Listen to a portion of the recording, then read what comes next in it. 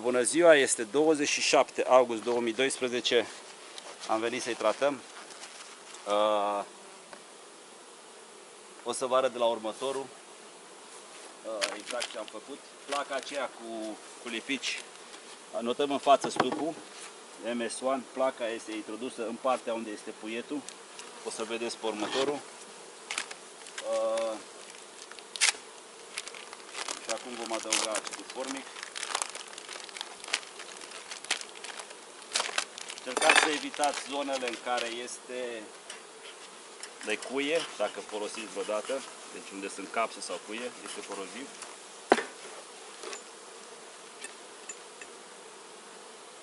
Folosiți de preferat mănuși și mască.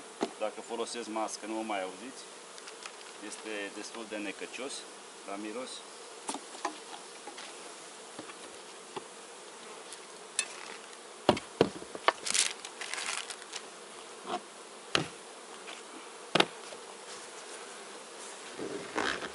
Da, deci le vedeți deja cum ies afară.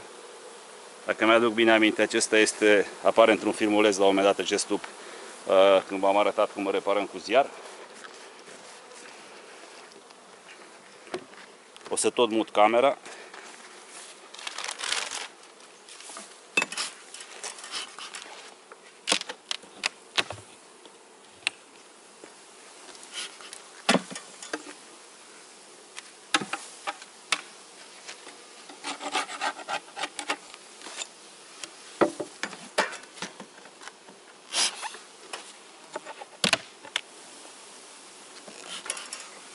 Trebuie să avem grijă acum, pentru că matca poate să fie și în capac, deci va trebui să scuturăm albinele pe cât posibil în ladă.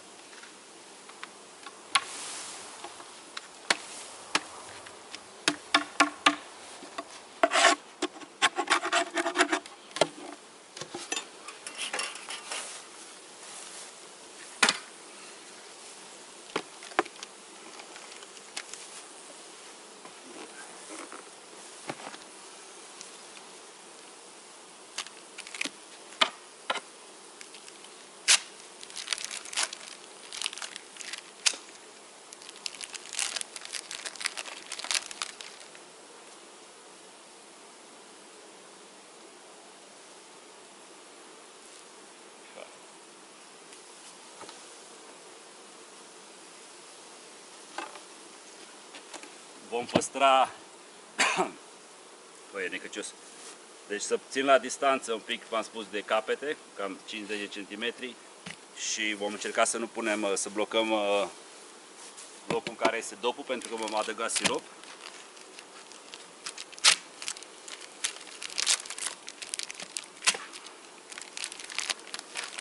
Am terminat cu caturile, le-am dus pe toate la iernat, acum scoatem gălețile de la păstrare și le aducem. Mâine sau poimâine vom avea și siropul.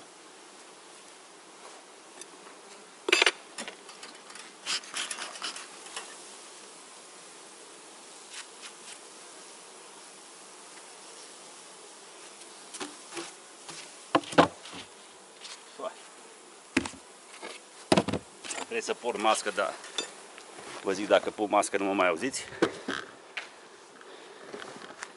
Să încerc să vă mai arăt încă 1-2 și după aia eu voi continua să fac. Da, deci facem pe astea 2 și pe partea de la...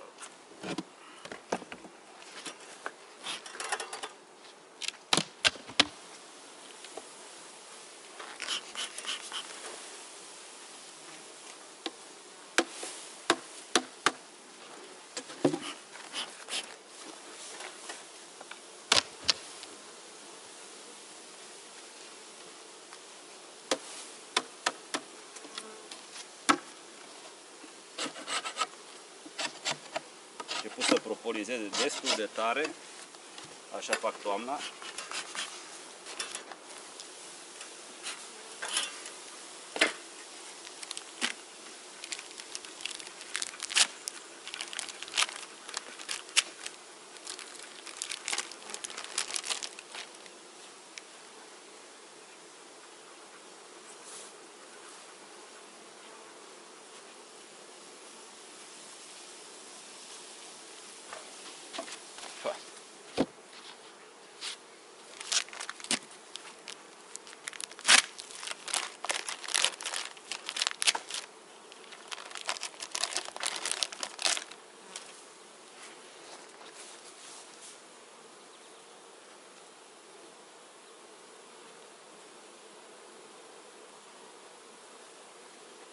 Da, deci puietul trebuie să fie în zona asta.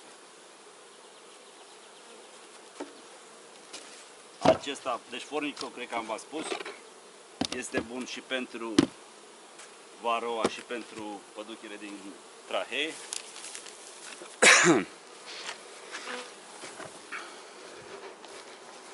Pentru păduchile din trahee sunt ani în care folosim plăci mentolate. Da, deci vedeți, l-am notat, Might Samples 8, deci și vom introduce placa. Ups.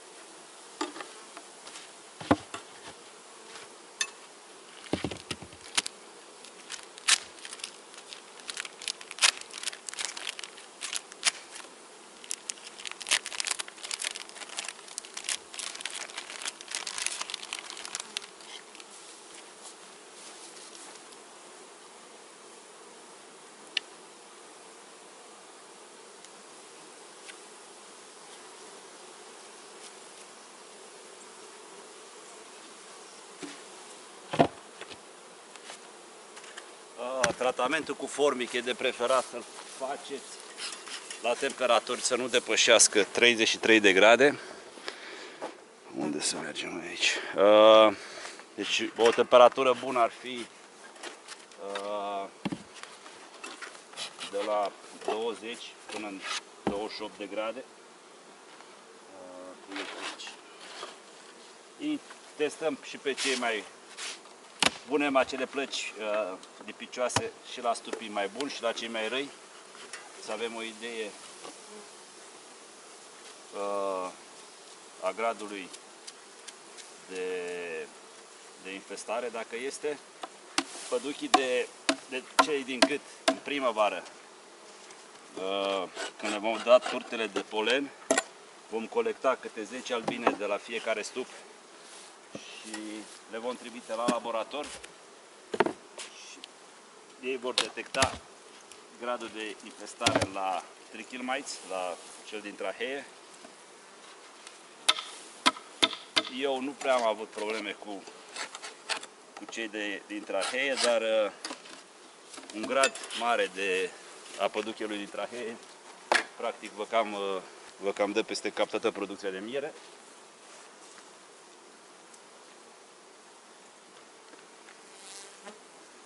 Deci acolo se vede cel mai bine cum afectează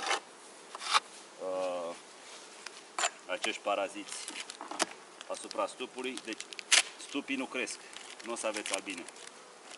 Iar un stup infestat grav destul de rău cu trichil mites, deci cu acel Acarapis udis sau ceva de genul ăsta, practic o să le vedeți, dacă poate să-l distrugă, să-l omoare. În primăvară, când deschideți toate albinele, sunt spray-uri din niș, pentru că practic există să sufocă cum ar veni și practic ies afară din stup, nu mai rezistă să stea în stup. Dar păduchile din gât practic vă toacă albina destul de bine. Deci nu cresc stupii în populație, să zic așa. Iar cu Varroa, la fel. Deci poate să înjumătățească aproape, să ducă la jumate durata de viață a unei lucrătoare.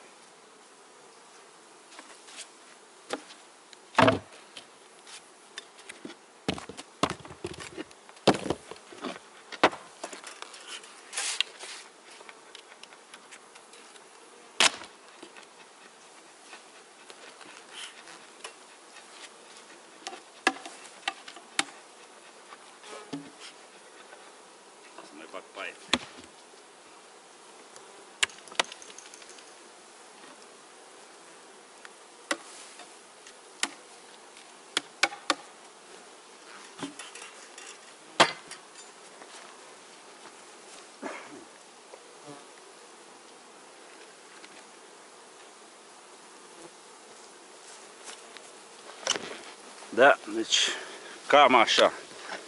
Ați văzut cam care-i procedeul.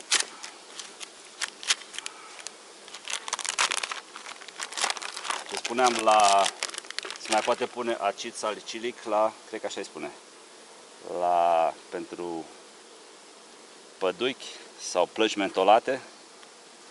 Dar din nou pentru păduchi din gât vorbesc acum.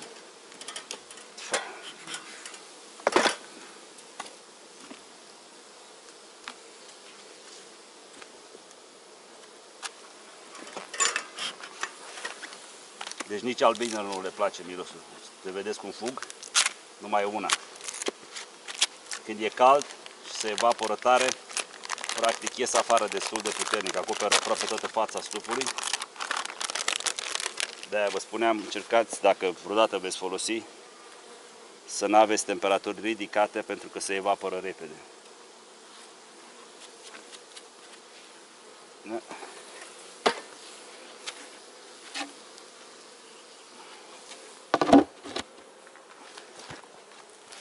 Încă ținem urdinișul de jos larg deschis, tocmai pentru ventilație mai bună. Deci nu punem, ați văzut încă acele urdinișe, încă stau pe post de rampă. Da, deci o să venim să tăiem iarba, dar acestea nu le punem încă atât timp cât avem tratamentele. Când vom aduce gălețile de sirop, poate o să le punem la loc, că o să înceapă să avem probleme și cu sconci, ratoni. În perioada de hrănire simt siropul și o să vină și râcâie, o să facă toată iarba asta din față o râcâie, deranjează albinele. În România erau prigori și alte minuni care deranjau, aici avem sconci și ratoni și sunt, să zic, destul de activi în perioada în care punem gălețile cu sirop pe ei, simt repede siropul și vin la stupi. Deci cam așa merge treaba. O să trebuiască să-mi pun mască, că vă spun, este necăcios. Ați văzut un pic cam cum merge. Atât pentru acum, vă salut și numai bine.